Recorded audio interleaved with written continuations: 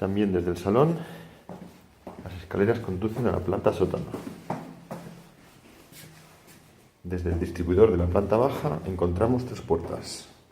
A mano izquierda, en primer lugar, un amplio garaje con capacidad para hasta 5 coches, siempre dependiendo, como no, del tamaño de los coches.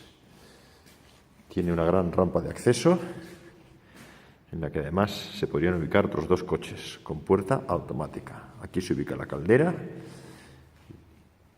zona para estocar materiales.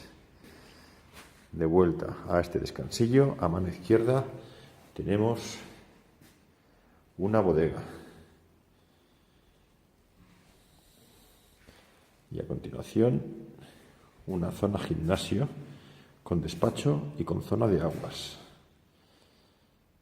La zona gimnasio, aquí está, es muy amplia. El despacho, aquí está. Nótese que las ventanas, al ser planta sótano, están en la parte superior.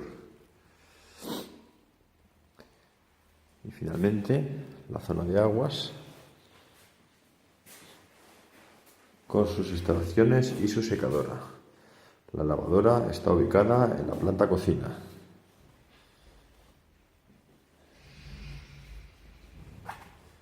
Vemos de nuevo el garaje y concluimos este vídeo.